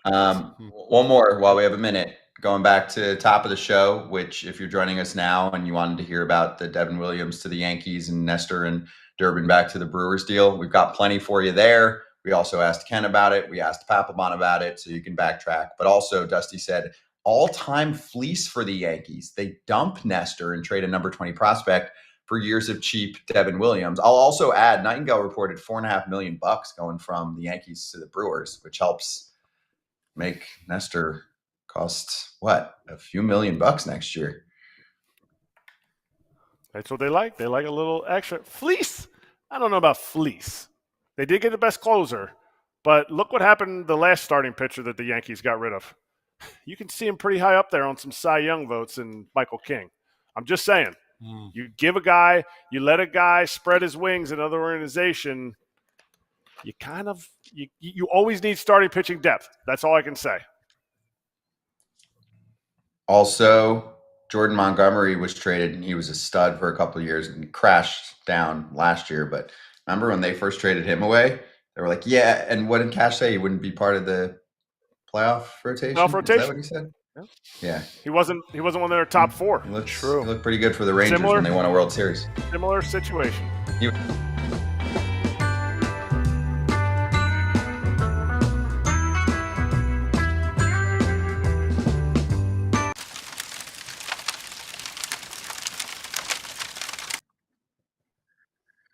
Hot corner sizzling with rumors, and this could change. When we get towards the end of the show, we might have the real news, but we've at least got the rumors flying right now. Jon Heyman is all over the Astros Cubs conversations. Kyle Tucker deal, 2 Cubs getting close.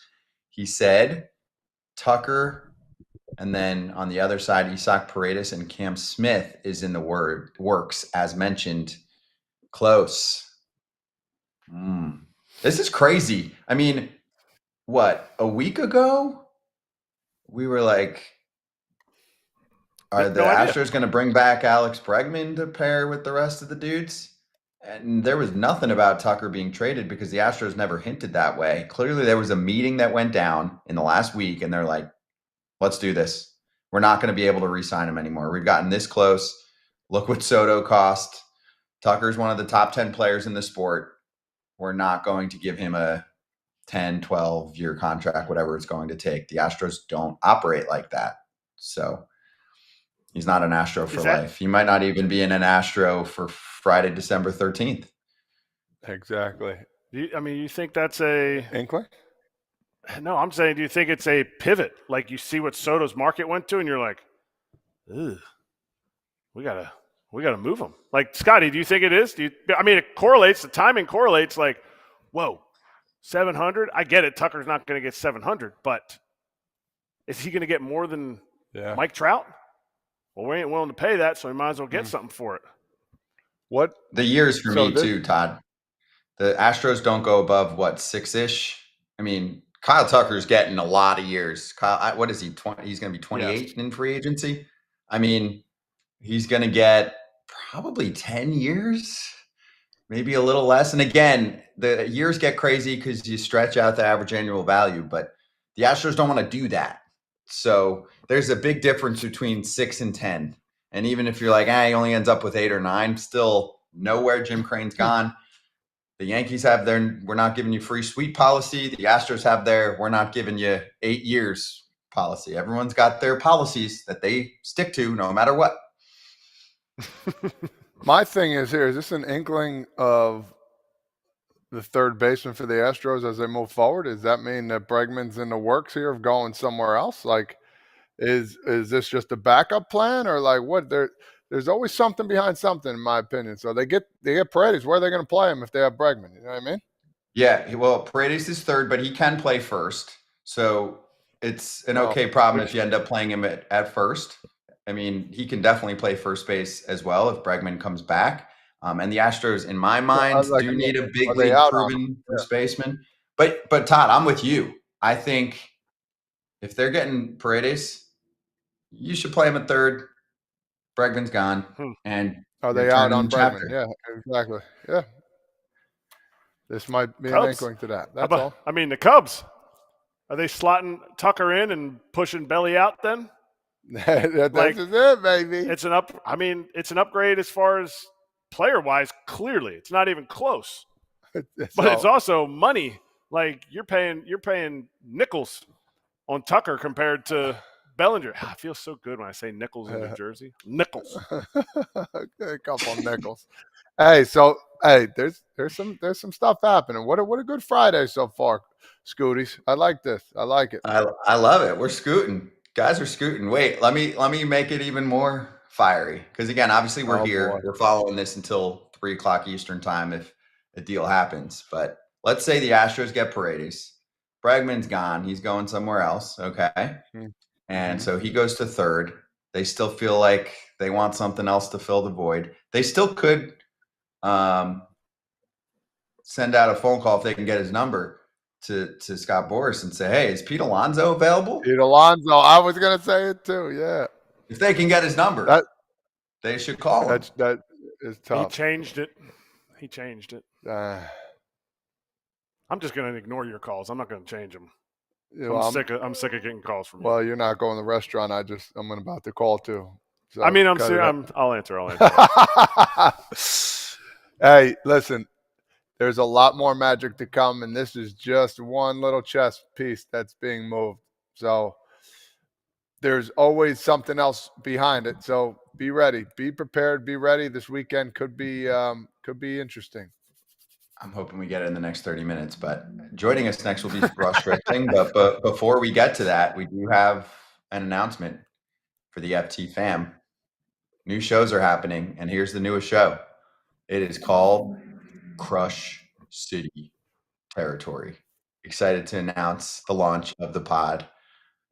The top insider dog in the Houston area, beat reporter for the Astros for The Athletic, Chandler Rome, taken over with his co-host Tyler Stafford. And there might be an announcement for a third edition, could be a former player joining the fold with Chandler and Tyler. So if you're looking for your Astros content, Chandler Rome obviously breaks stories left about this team. There it is. I like the rocket emojis. Those were for Kratz. He likes that little kid stuff, Todd Father, so we wanted to entertain him. Crush City Territory. If you're from the area, you know what that means. You can check it out wherever you get your pods. It's up there, first episode. If there's a Tucker trade like this, there'll be another episode flying through. So go check it out.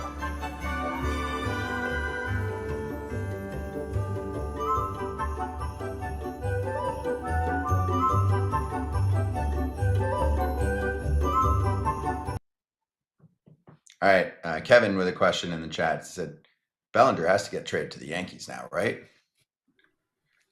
I mean, it's making more sense, right? Man, it's such a great fit. I'm not saying he's an elite player. It's just a great fit that he can play first base and center field at a Gold Glove level, and the Yankees want that, need it. Oh, and he's left-handed. True. I don't think it has to happen. I don't think it has to happen. I don't think the Yankees are going to overpay for it. It's going to be a much lesser return. It's essentially a salary dump if the Cubs are getting rid of him, in my opinion. Josh said Nico Horner along with Belly to the Yankees now. I'm like, That's what I said before.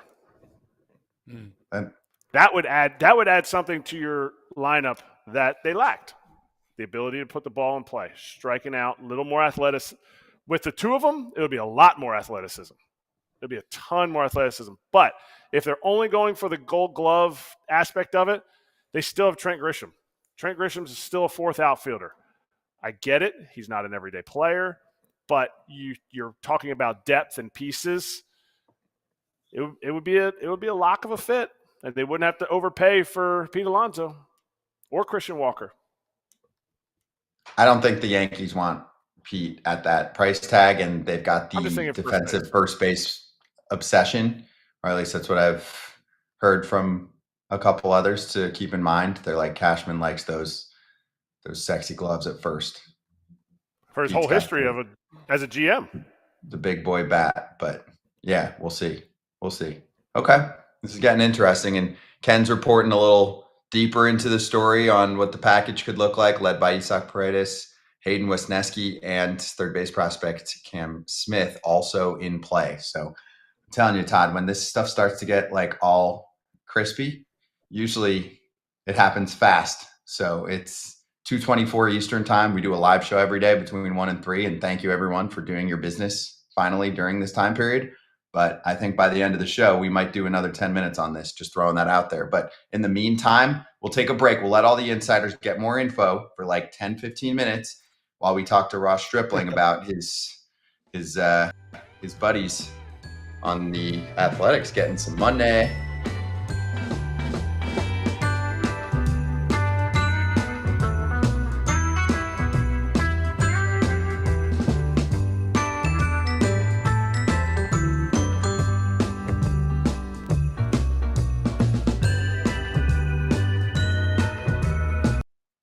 Here we go. Ross Stripling joining us right now on FT. Ross, happy offseason to you. And I want to say, I was looking back, I'm like, all the teams that you've been a part of in your big league career, is it four?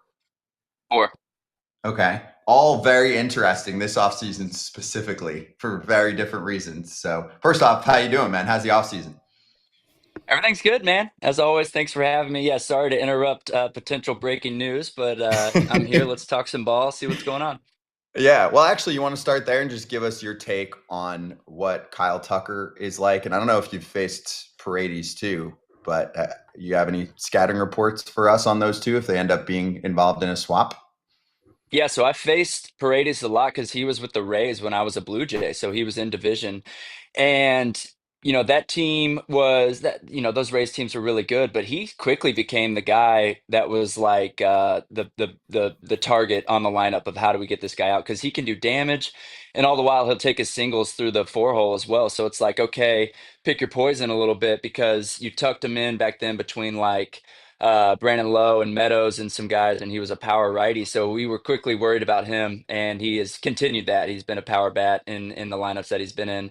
And then who is the other Bellinger? I mean, I watched Belly win a Rookie of the Year back in 17 and turn into an MVP and then struggle and then find it again. And I heard you guys talking about it a little bit before I came on. He can play Gold Glove defense at multiple positions, and that's obviously something anyone values, much less the Yankees. And I think he'd be a good fit anywhere he goes, especially if in Yankee Stadium pulling homers 263 feet down the line. He can do that in his sleep. What a pitcher thing to say. 263 feet. It's at least 310 down the line. And the issue is the gaps. But what about Tucker? What about how much Tucker, better? yeah, Tucker. I shouldn't lead the witness. How does Tucker rank compared to those two guys? Oh gosh, good question. I mean, they're also different, right? Belly and Tucker, you can draw some comparisons for sure. Both athletic outfielders that can do damage and hit for average. When they're grooving, they're definitely a problem in any lineup. I've faced Tucker a handful of times over the years, and he's a very interesting guy to face because he's so nonchalant. I think as you guys see, sometimes it looks like he doesn't have a care in the world, right? He used to wear no batting gloves, and you're like, this dude's crazy. And he just, you can't tell. There's no difference in him when he's slumping and when he's hitting 400, and he has plenty of streaks where he's hitting 400. And there's just no safe area. Like, okay, cool. If you can throw like a black cutter up and away, you probably are pretty safe. But anywhere else, he can damage, slug, and hit for average, and all the while playing Gold Glove right field. He's going to be a huge. Sounds like he's obviously available and going to be a huge ticket item for anyone trying to come get him. All right, Strip. What about Luis Severino going to the highest bidder, the Sacramento Athletics? What do you think? Yeah. Yeah, so what his biggest contract in the history of the organization, right? I know that there's plenty of narratives out there of they got to spend some money because there's a potential like MLBPA thing coming down on them, right? You got to spend X amount of money based on revenue share that you get. So I get that as well. But also, the organization's talked about starting to spend money heading into the Vegas move. So maybe this is the first piece of that. I certainly hope it is. That team really does remind me of the Baltimore Orioles of a couple years ago or the Houston Astros of 10 years ago, where they've drafted really well. They have young pieces. They have guys that are clicking at the big league level and some awesome young kids to build around. And now's the time to go. Think about some of the Blue Jays teams I was on too. Like it's time to build around those guys and give them some pieces and give them a chance to win in a tough division, all the while playing in Sacramento. It's going to be a tough couple years of transition. But by the time they get to Vegas, hopefully they are spending some dough and really building around these kids that are going to be in their prime as they move into Las Vegas. What would you tell Severino if you could talk to him about signing with the team. He's already signed, so you're not convincing him to go to Sacramento and play on the 110-degree turf. What would you tell him about this team that he's with now? Yeah, gosh, great question, man. He's going to have a ton of fun. I mean, that was, even though like how I performed was not nearly, what I wanted. I had one of the most fun seasons of my career, and that was a product of being a veteran. And I was the second oldest guy on the team, so that was a new role for me that I took on, and really enjoyed trying to show some of these guys how to survive 162 games. Guys like Mitch Spence who were starting and relieving and trying to navigate that, which we've talked about on the show prior. So really, I just want to tell them to be ready to be a leader, be a vocal leader. Those guys need it. They're going to look at you with stars in their eyes, and they need you to show them the way. But all the while, have fun. Take the guys to dinner. Have some fun on the planes and on the road, and really show these guys what it's like to be in the big leagues. All the while, it's going to be tough in Sacramento, so they're going to need it even more. And then two, that's a place where you are very much, we've also talked about on the show a little bit. You're not going to get probably as much information as you got in New York, both New Yorks, right? You're gonna be on your own to figure out how to navigate some lineups in ways that you maybe haven't done before. Yes, they're there. The pitching coaches are great. I am not talking any ish about the how hard those guys work over there. It's literally just the amount of information that you're probably used to versus what you're going to get in Oakland. So if he's the guy that really likes to scout and get in the weeds and understand how to get guys out 3 times and stuff, it's going to be a little bit more on his shoulders maybe than it has been before. Let me ask you this: since being a free agent now, do you guys hit you up and ask you about free agency a little bit? Are you going to answer their calls and give them some good advice, like you just sang, or are you hitting up guys asking like, "Hey, man, who needs a pitcher, man? I'm ready to rock." Yeah, both of those things. It's been a quiet off season. That was expected. I feel like Yep. my echelon of players probably still has like into late January before our markets get going as teams start to round up their rotations and then start looking for depth, right? If it comes to be late January and I don't have any calls, I'll start pinging anybody that'll listen to me for sure, give me a chance to come throw some innings for them. But no, I kind of touched on it to take on a leadership role in Oakland, and that was a ton of fun, man. And to you earn that role. You guys all got there. That's a role that you earn through success and longevity in the game. So when you get there, you want to take advantage of it. And when these guys come to your locker and want to pick your brain and understand, some of the mental and physical stuff that they're going through, trying to get their careers off the ground, and any help I can get whatsoever is. You walk away from those meetings feeling really good about yourself and feeling like you earned that opportunity to help that guy, whether you actually did or not. It's just fun to be a part of stuff like that. So I'm happy to help anytime anyone needs anything from me, man, because I think that it's cool to get to a point in your career where you can do that. I'll double down on it. I assume you heard what Juan Soto said in his press conference about not getting any calls. In 2022, after the season was over, would it have meant a lot to you? Did it mean a lot if guys did reach out trying to convince you to say, hey, come and play with the Gigantes, come back and play with the Blue Jays, hey, we'd love to have you back with the Dodgers? Would that have meant a lot, and did that happen? That definitely means a lot, man. Anyone loves, praise or to feel like you have been rewarded for what you brought to an organization. So yes, definitely. The Blue Jays were in constant communication when I finished that season. It came down to them and the Giants all the way through, and ended up picking the Giants. Whether that was the right decision or not, who knows? But here we are. That goes a long way for sure. And how that made me feel during that process of teams or individuals or players that I play with saying like, man, we need you back, or we want you back in this locker room, or anything. I've now tried to go out of my way to tell guys things like that, because it really just it lifts you up. It makes you feel good as a teammate, good as a player. I have not had 2 good seasons. 23 and 24 were not kind to me on the field. So when someone gives me a compliment about being a good teammate or being good in the locker room or stuff maybe away from how I pitch, that carries a lot of weight, because those are compliments that mean a lot to me right now when I know I'm not bringing as much as I can between the lines. So, certainly anytime anyone rewards you or compliments you, man, you take that every time. I want to ask about Juan Soto a little bit. I know you and I, we joke about financials and investment advice. I mean, this guy's making over $765 million. I mean, what's the first thing you would do with that money? I mean, where does it have to go? I'm just curious. What was the first thing you'd buy? That's what I would want Yeah. to ask you.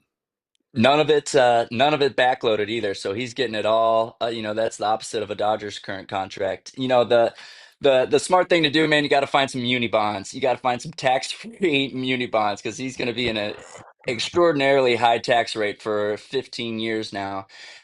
So you can go find you some bonds that you grow maybe 3, 4, 5%, and then you don't pay the taxes on them. That goes a long way.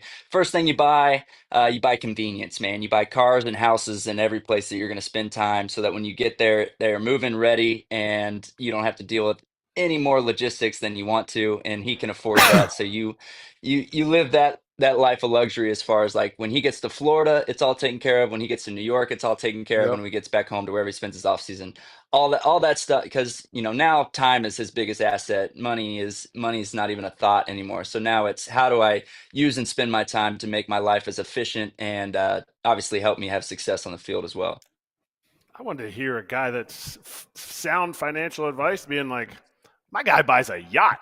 Like one time, I want to hear that's a sound financial choice is a yacht. But I guess you weren't the guy. Well, I mean, he's all East Coast, right? So you can have a yacht and just drive it up the East Coast. He spends half his time in New York and half his time in Florida. He's in yacht territory now. I think it's what as a financial guy, I'll say it should be on his radar. Why not? Yeah, I mean, also if you think about it, guys, if you get a yacht, it could make you really happy, and financially that makes sense, right? And people That's would part of call the mix here. People be calling him a lot, so he'd have to change his number again if he had a yacht.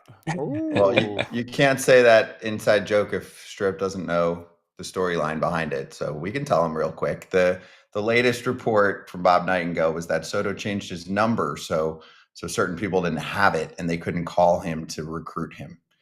Can you give me on a scale of 0 to 10 how much on the BS meter that is for a big name to be able to contact a friend if they'd like to get in touch with him? How many other degrees of separation that they can work their way through in baseball? If we can get anyone's number at FT, I'm pretty sure some of the superstars in the sport can get a hold of him if need be, or at least get hey, he doesn't want to talk to you. That's different. Hey, he's just going through the process himself. But it's somewhat easy to get a phone number if you're a big name player. Am I correct on that one? I don't know who, certainly through agencies, that would be the easiest. Like if you have the same agencies, it's a cakewalk.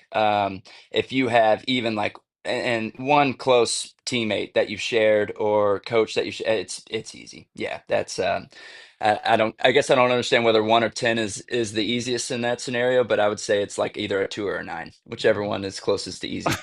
Exactly. Thank you. All right, last one. While we were on the money topic, because this is good, and this has died down recently, but I'm sure it'll come up again if the Dodgers are dominating this season.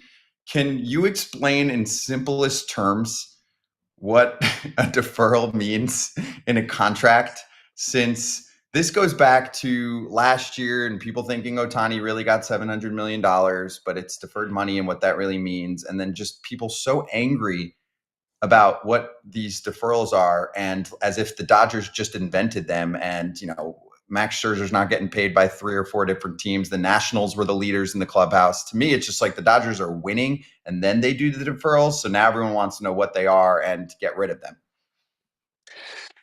Yeah, you guys might know it better than me. I should know it as a money guy. From an AAV standpoint, I'm not sure I actually do totally understand it. From how it hits Otani's wallet and other deferred guys, I think I do understand it a little bit more. And that's pretty cut and dry. It's like Ohtani makes $2 million for X amount of years, and then starting on year whatever it is, he makes $68 million until that contract ends. And when he's making $68 million, the government sees it as he is making $68 million, and he will owe taxes at that time on $68 million worth of income. And the Dodgers will be on the hook, I assume, for paying him $68 million of income. So the narrative I see that is interesting is like, are they just punting this down to the next ownership group? Which I would ask y'all, is that true? Is that how it works? Like if No, they you got to win put the it in World that Series like and they sell escrow, it, basically. okay, Yeah, like right, okay, I remember pretty that. Yeah, yeah. quickly. Yeah, within like a year or something. I guess my point really was when you look down the line, $68 million 15 years from now or whatever you're looking at is not $68 million now. And that's how we calculate present day value. So that's the part that I've, not struggled, but had to keep reiterating to people, as you know, is that money does not look the same now as it does 20 years from now, as it did 20 years ago. It's the old, in my day, I could get this for this much. Right. That's because of inflation and the way that the dollar gets valued in future times. So that's how they calculate the present day value. How did I do? Yeah. Yes, that is economics 101. You did great. That was fantastic. Yeah, that's, in simplest form, you want Soto's contract over Ohtani's for sure. It's the old, two in the hands worth one in the bush or whatever, right? Like you can get that money to work now at present value, put it in assets that can grow with inflation or even higher than inflation. That way, really, if you were to put it into a compound interest calculator at their estate, my guess is Soto will have significantly more money than Ohtani, if they're invested somewhat similarly because of his ability to get it front loaded versus back loaded. Boom. There you go. Well, Strip, great financial conversations with you. Next time we'll bring you on. We'll get your financial combo on the next deal with the team. All right. So let's get you back on when you link up. Yep. Appreciate it, guys. Y'all keep up the good work. See you next time. Thank you, Strip. You're the man. Appreciate you. Ross Stripling with us on FT. Be right back. Yes, we see the breaking news. We're on it.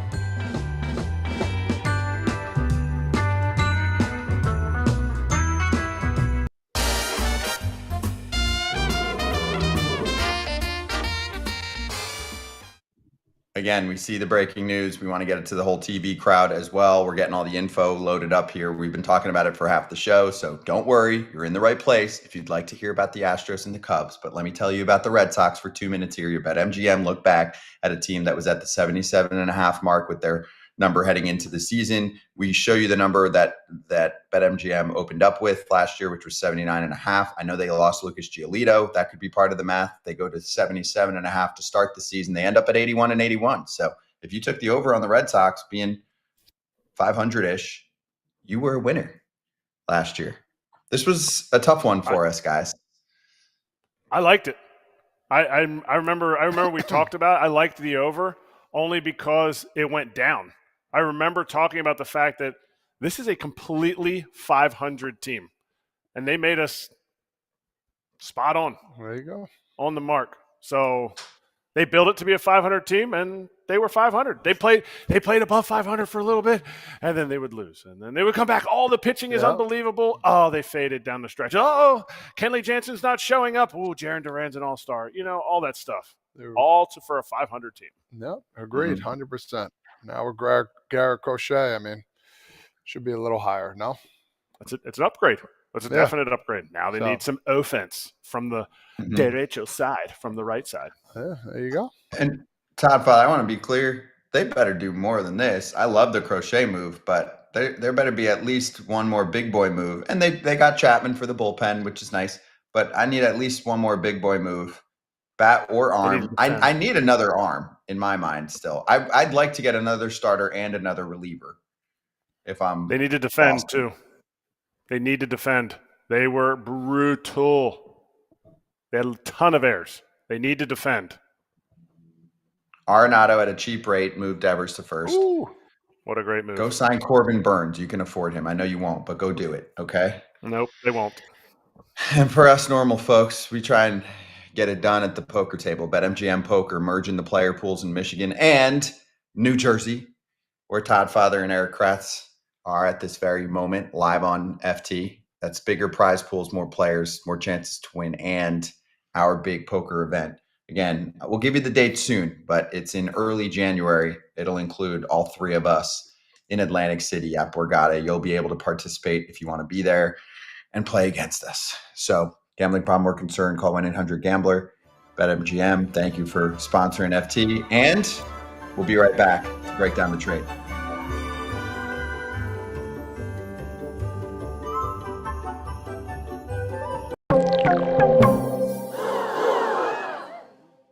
Breaking news, it's a done deal. The Chicago Cubs have acquired Kyle Tucker in a trade with the Houston Astros. Tucker is a free agent after this season. He is a superstar. He's one of the best players in Major League Baseball, period. Last year was on an MVP track on that conversation at the start of the year. Of course, he went down for about half the season with an injury, but when he is on the field, he's a stud. He's been on the field for the majority of his career. There's no injury-plagued label on Kyle Tucker. Guys, he's a five-tool player. Am I right? How do you describe Kyle Tucker? Like, give me the scouting report on what the Cubs are getting. We'll go to the Astros side in a moment, but what are the Cubs getting? Because, Kratz, there's a lot of vanilla in what the Cubs were putting out there recently, and they said, we need a superstar. This is a superstar. They need to switch things up. Some teams felt like that. This helps. The minute he got put on the market coincided with the Soto deal. Ironically, some of the numbers this man puts up coincide with Soto. You're sitting here going, he's not going to walk as much. I get it. He is a Astro machine. Astros changed up how you take your at-bats, the way you swing at pitches, what pitches you swing at, and he's only gotten better. He has done a great job of zoning in his pitches, but then being able to put the bat on the ball on pitches that are on the edge when it comes to two strikes. To me, you're talking about getting a guy that had a 181 OPS plus, and I think Soto's OPS plus last year, I get it, more at bats, was 188 or 186, almost similar OPS plus. That's how you compare players that have different amount of at bats and their production. This is a huge, huge get. We're talking about a monster. Oh, he can play the outfield too.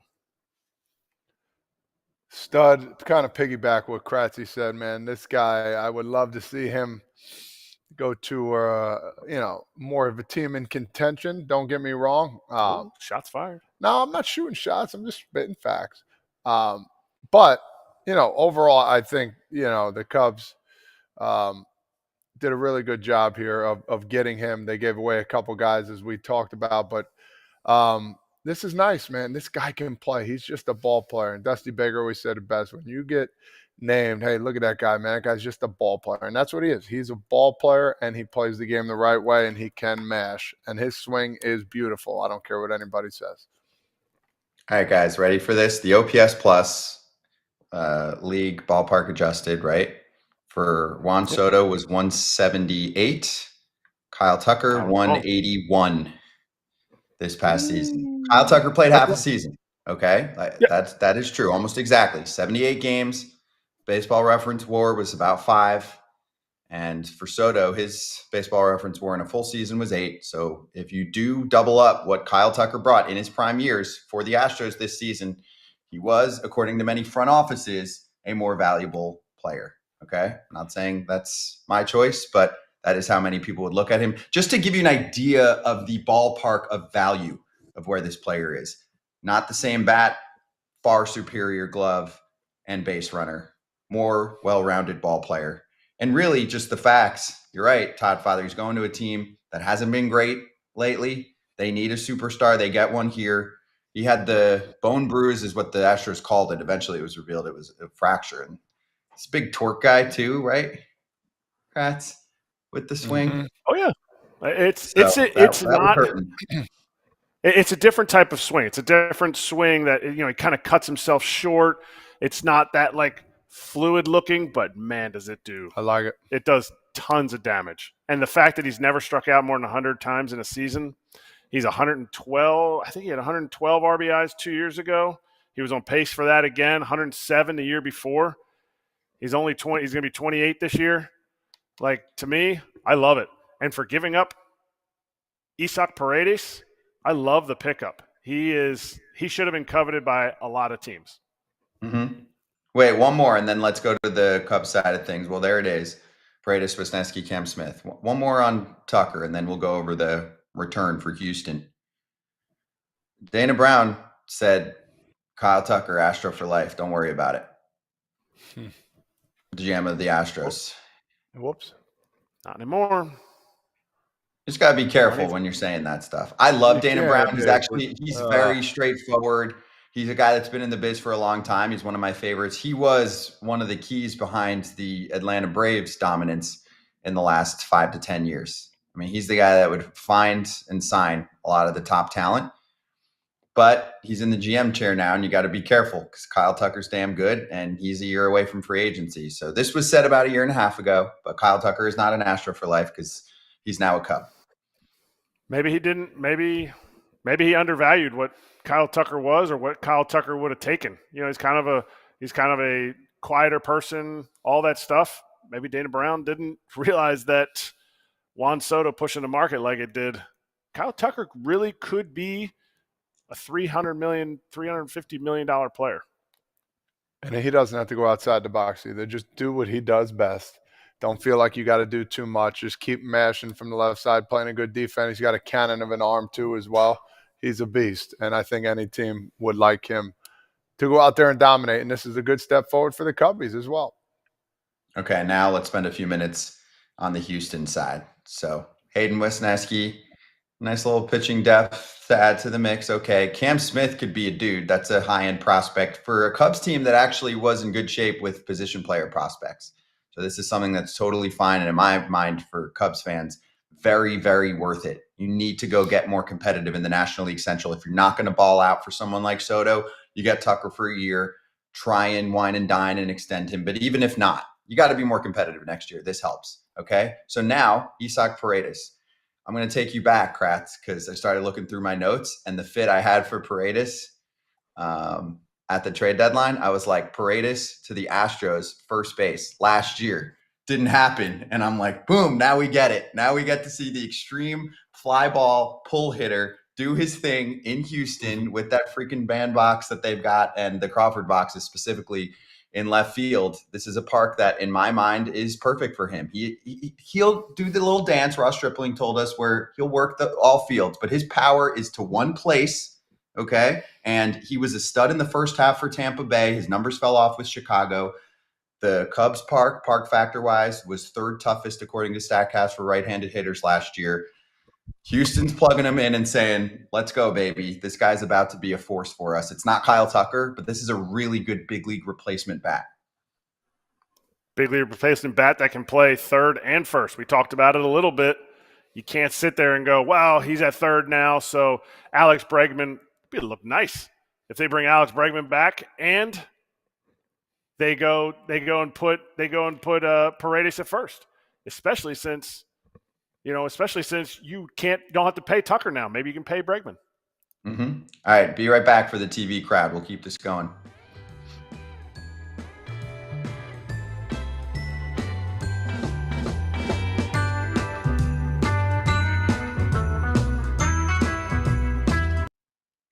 Maybe I'm overplaying it, Todd Father, but I don't like the Astros having to trade Kyle Tucker. If you're going to do it, you get a bat like Paredes who can hit you 30, maybe 40 bombs if he has his prime year and it all works for him in Houston. That's a nice replacement bat, like I was saying in the lineup. And then you get Cam Smith, who's got high upside. You get some more pitching depth. I like the return. I like the trade a lot for both sides. I agree, but those words 30 to 40, I put Jose Abreu to be the home run leader when he got traded. So just be very careful with what you say over there. All right, that's all. That I was just making a point, but I do agree. That's true. 2023, Paredes hit 31 home runs when he was with Tampa Bay in 571 plate appearances. He was on pace this past season. Yeah, it really fell off with Chicago, but I don't think he liked playing those day games all the time. I don't know. Maybe it's something different. Chicago for right-handers. Concur? Tougher than for lefties. Concur. Ryan Sandberg you gotta hit it told me that. You got to hit it in the perfect spot in left center where and he's hooking them Jones. You got to go way back in left center or left field and with the wind. Oof. Yep. How you doing? Yeah, I'm not a big Morel guy. That the Cubs traded him because it's a lot of swing and miss in the bat, and it's not a good defender. You don't know where to put him. So I really liked the upgrade. But yes, the fit in terms of that replacement was a quick no from the Cubs. Not that they weren't going to keep him, but it looked like they said, oh, we can put this guy in a Kyle Tucker trade. Let's make this happen. So good for them. Obviously, we have a Cub show. We have an Astro show. So we're going to get into it on both sides there. We're going to continue this conversation next week too. But Northside territory, Sadev Sharma and Patrick Mooney are the guys to break what's going down in Chicago on a daily basis. Over to you at The Athletic and over on podcast format. You can check out the YouTube channel. It's there for you. They're going to do some type of big breaking news show. And then the same thing with Crush City territory, brand new part of the FT network. Chandler Rome is going to lead the way there. And you'll hear from those two, Chandler and Tyler, along with potentially someone else joining the mix there. But anyway, we're going to do Slap Hands next. Huge trade news here on a Friday.